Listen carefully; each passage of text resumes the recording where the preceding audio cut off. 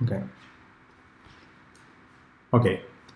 Hello, everybody. My name is Carlos Escudero, and today I will talk about PinnerSage, which is a multi-modal user embedding framework for recommendations at Pinterest. For those who are also new to data science, like me, I will briefly explain some concepts I found interesting to understand. So the first one is multi-modal, which is also included in the title. So multi-modal refers to an admixture of media, like a picture with a description of itself. So we have an example here, a picture of a banana with text that says, "This is a banana." This is the way Pinterest presents its images, which are also called pins, with description. And then we have also the term embedding. So in the context of neural networks, embeddings are low-dimensional, learned continuous vector representations of discrete variables. So embeddings are vectors that use fewer bits than the original representation. So this is like taking a data point of 19 dimensions and squishing to a ninth dimensions data point. So basically it's compressing a huge vector into a smaller one with less bits. Let's talk about Pinterest, which is actually the product on which PinnerSage works. So probably most of you have heard about Pinterest because it's a very popular content discovery platform where you can find a lot of images addressing different topics like recipes, home, and style, inspiration, and more. So Pinterest has a huge storage with billions of images.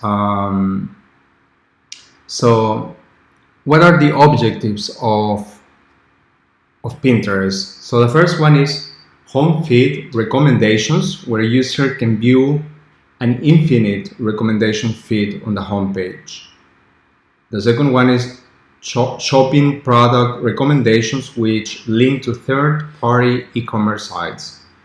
Third one is personalized search results, personalized ads, and personalized pin board recommendations. So we see that Pinterest is not only a content exploratory content platform, but also it can be classified as a recommendation system. So what are the problems of these recommendation systems? In this case, what is the problem of Pinterest by recommending content to user? So we see that a user can have different interests. So a user may be interested, for example, in football, and it can also be interested in astronomy and so on. And also these interests vary with that time. So PinnerSage tries to basically to solve this problem in order to provide relevant recommendations to user. So in this presentation, we're going to analyze how this process will be done. So a little bit of background. So there was already some work done on this issue. So prior work infers a single high-dimensional embedding to represent a user, which doesn't, unfortunately, deliver a full understanding of users' interest. So I try here to depict a huge high-dimensional embedding. So let's imagine we have a huge number of pins, which are images. So we could have maybe 1,000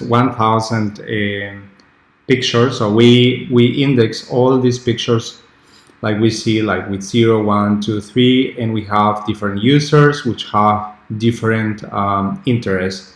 So we see that our user 1, for example, is represented by the with a vector E1, no? And we see that the ones represent actually the interest, and zeros the pins which in which a user is not interested. So this can be a huge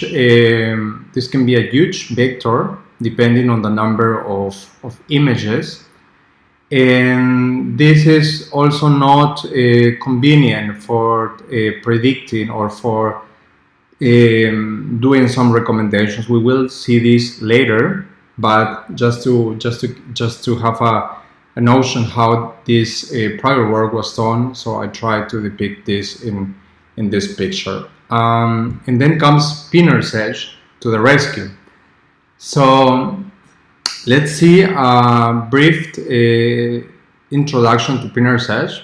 So it's an end-to-end recommender system that represents each user via multimodal. It refers to the interplay between different representational modes, for instance, between images and written word embeddings, and leverages this rich representation of user to provide high quality personalized recommendations. So we will see that in the next slide. So PinnerSage presents a multi-modal embedding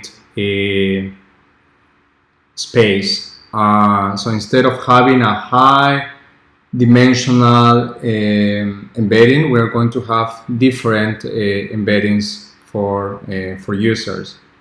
And PinnerSage achieves this by clustering. So PinnerSage clusters the actions of user with the help of word, which is also an agglomerative cluster, and uses an efficient representation of the clusters via Medoids.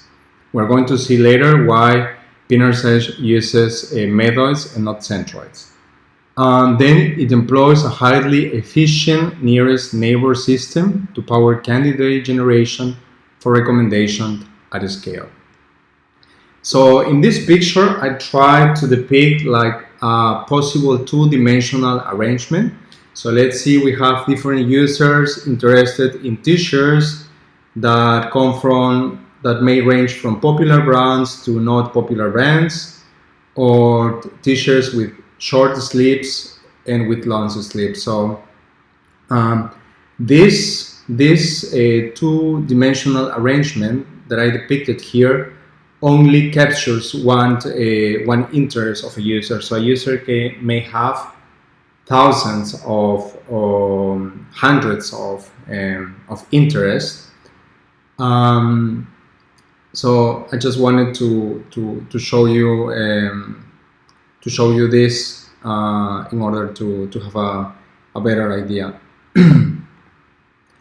But what is the problem with multi-embedding models? So some problems may arise. So the first question is, how many embeddings need to be considered per user? As we say that a user may have different interests, which also, by the way, vary with the time. And second one, how would one run inference at scale for hundreds of millions of users and update the embedding? So here we're talking about the performance by doing an inference at a large scale with hundreds of millions of users and with billions of pictures or pins, and how to select the embeddings to generate personalized recommendations. Will the multi-embedding models provide any significant gains in a production setting? So let's see the choices of PinnerSage. So the first one, pin embeddings are fixed. So PinnerSage fixes the number of pin embeddings. So most prior works jointly learns user and items embeddings, which leads to problems in large application by complicating the model, and also slows the inference computation if we think about a huge storage of images, and also brings difficulties in real time when it comes to updates. Furthermore, some side effects may occur. So let's take, for example, let's see our example here, where we have three different interests of a user. So this user is interested in painting, this user is interested in science fiction, and is interested in shoes. And the model give us at the end another pin which is based on food, and it's not related to the other ones. And this is what we basically want to avoid, or basically what PinnerSage wants to solve, in order not to bring disparate pins together. So pin embeddings should bring similar pins which are related conceptually, because if I'm interested in shoes, then I should get also pins related to shoes and not about food or other stuff. So PinnerSage tries to achieve this goal, by bringing similar pin embeddings together which are conceptually related. Design choice number 2, no restriction on number of embeddings. So prior work fixes number of embeddings to a small number or defines an upper bound on them. So these restrictions hinder the full understanding of the user, because we work with a small number, and this may lead also to merge different concepts together, which lead also to bad recommendation. So if we go back to our previous slide, we can see that a merger, in this case, for example, of 3 different topics, ends with another pin, or recommends us another pin, which is based in food, and this is actually what we want to avoid. So PinnerSage uses as many embeddings as the data supports. So this is achieved by clustering the actions of the users via a hierarchical agglomerative clustering algorithm, which is here represented, for example, in a dendrogram. Design choice number 3, Medoids-based representations of clusters. So normally, in this case, PinnerSage is going to cluster based on Medoids instead of the typical centroids, which actually are not actual points in our cluster. So they are calculated, and they are also prone to outliers. They are sensitive to outliers.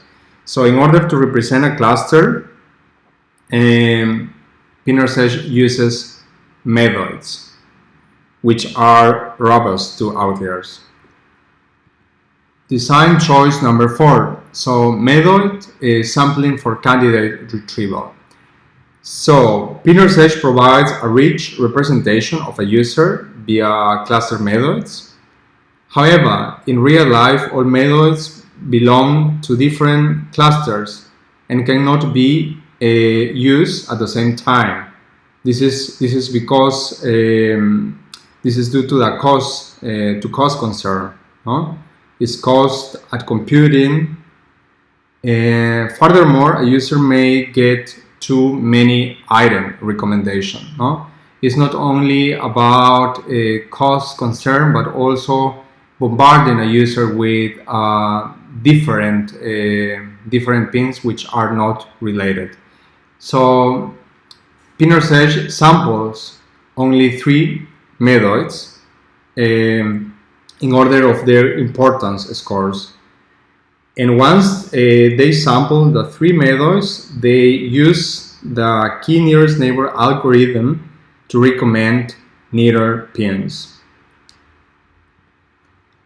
Design choice number 5, two-pronged approach for handling real-time updates. So a recommender system should adapt to the needs of its user, no? as interests are changing in time. So PinnerSage addresses this issue by combining 2 methods. So the first one, it performs a daily batch inference job that infers Medoids per user based on their long-term interaction history. So it looks through all the history in the long term. And second, an online version of the same model to infer Medoids based on the recent user activity, namely in the current day. Design choice number 6, approximate nearest neighbor system. So to generate embeddings-based recommendations, PinnerSage uses an approximate nearest neighbor system.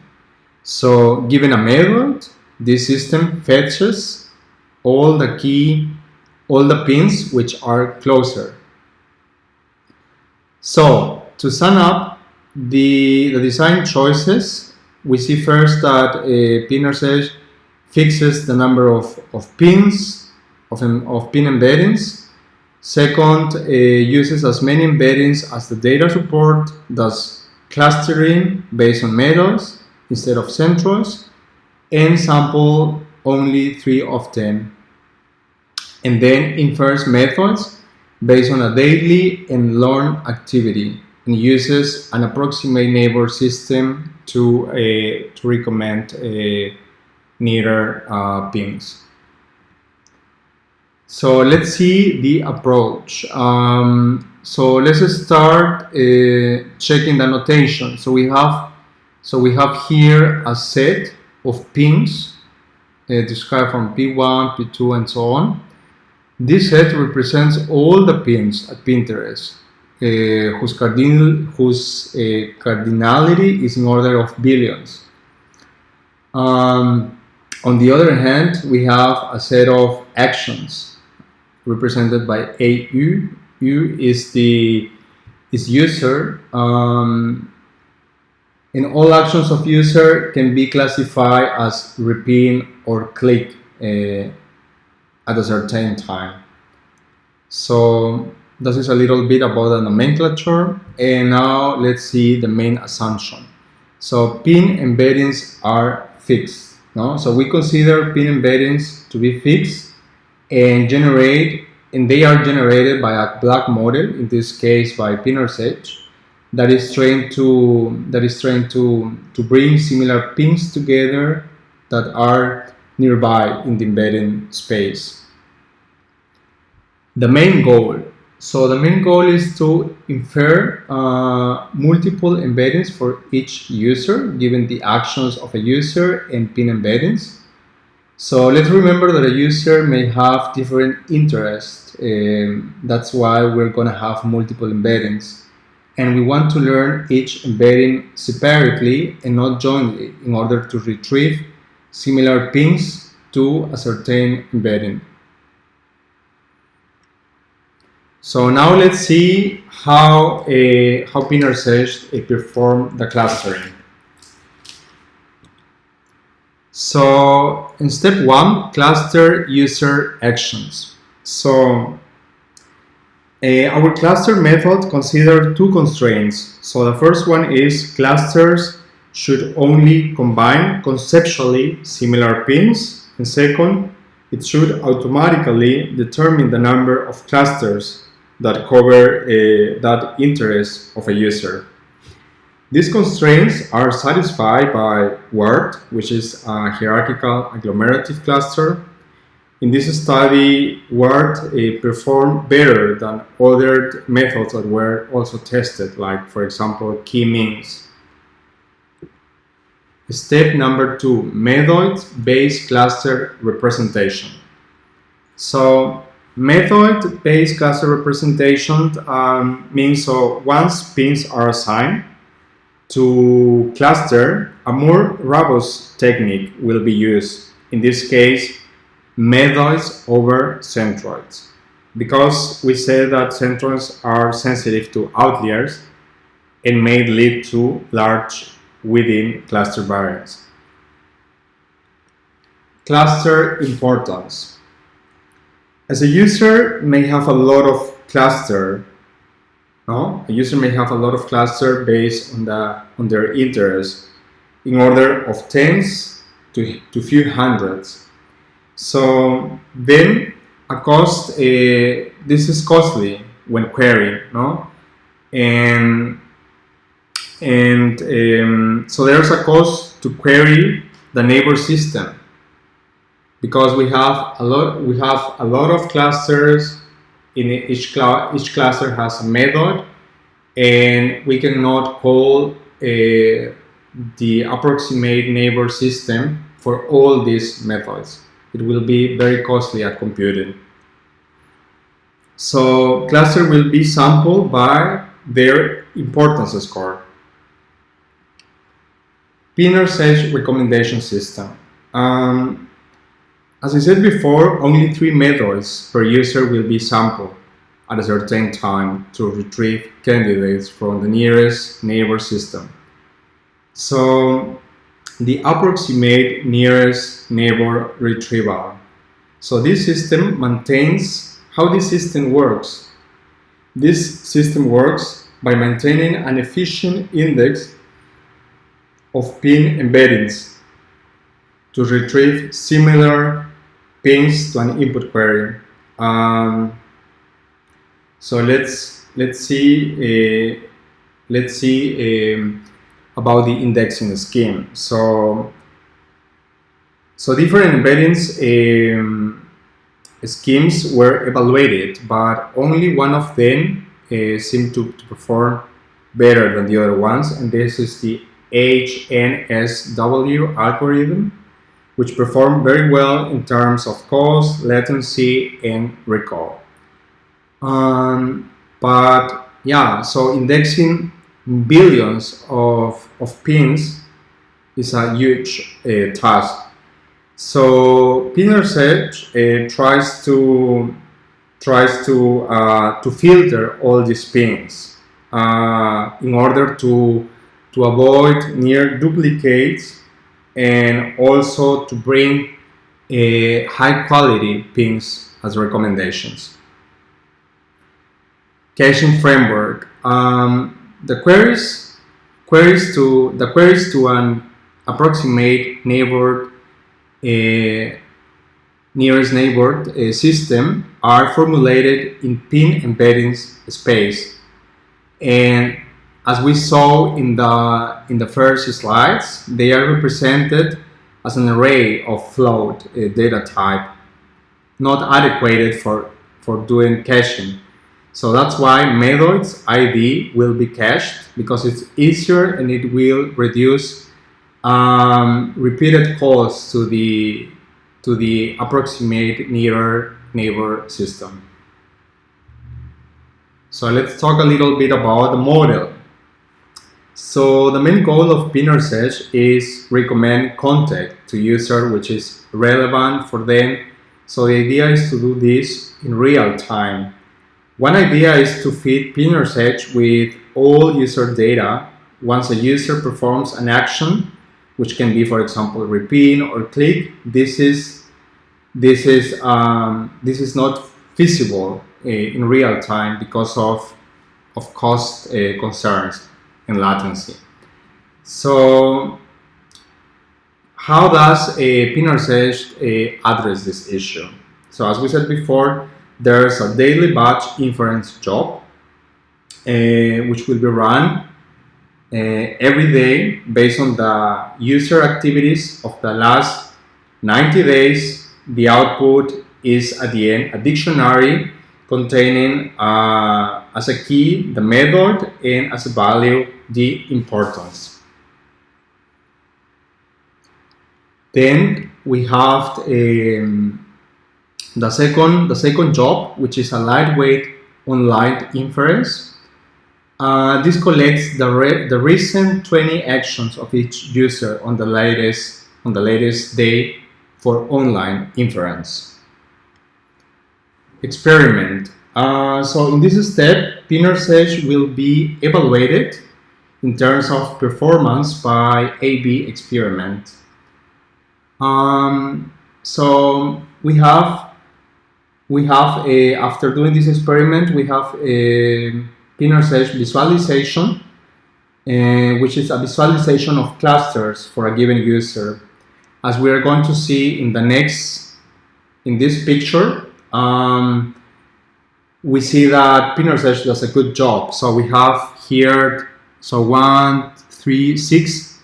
We have 6 clusters, and we see that this cluster, the items or the pins in every cluster are conceptually related. So after the experiment, we see that PinnerSage does a very good job. Then also large scale A/B experiments were also run, where users were randomly assigned. So for example, here in this picture, we see that there was a gain on the volume of, for example, of in home feed, 4% more, shopping 20% more. So this was a gain in the volume, and also we can see there was a gain in the propensity, which is the repeating or clicking, and we see also a considerable gain. There were also offline experiments. A lot of experiments were run to evaluate PinSage. So a large set of users was sampled together with their past activity in the last 90 days. Evaluation method. The embedding that are inferred for a user are evaluated on future actions of that user. So the test batches are performed in chronological order. So the first day, then the second day, and so on. So all the test batches are processed, and they update the models. So at the end of these experiments that were done, it was observed that a good result on candidate retrieval. Here it is important to know that that Word performs much better than K-means. Also good results on candidate rankings tasks. So pins are ranked based on the decreasing order of their maximum cosine similarity with any user embeddings. And we also saw good results in diversity relevance trade-off. So PinSage offers flexibility of covering different interests of a user at the same time, as we saw in the previous slide, in the data visualization, where we saw different clusters which are conceptually related for a given user. So as a conclusion, I presented a PinnerSage framework, which is a system that powers a personalized recommendation at Pinterest, and opposite to prior work that is based on a single embedding. PinnerSage presents a multi-embedding based user representation, which brings better results at clustering and at capturing different interests of a user. And PinnerSage proposed a multi-embedding. So we see that. Yeah, so uses a multi-embedding based user representation. Then we also saw that PinnerSage does the clustering based on Medoids over centroids. Because as we said also, Medoids are less sensitive to outliers. Sampling by importance score, so it samples 3 Medoids based in the importance score. And finally, we saw also good results in the experiments. Yeah, so that was my presentation. I hope you enjoy it, and if you have any questions, please ask me. Thank you.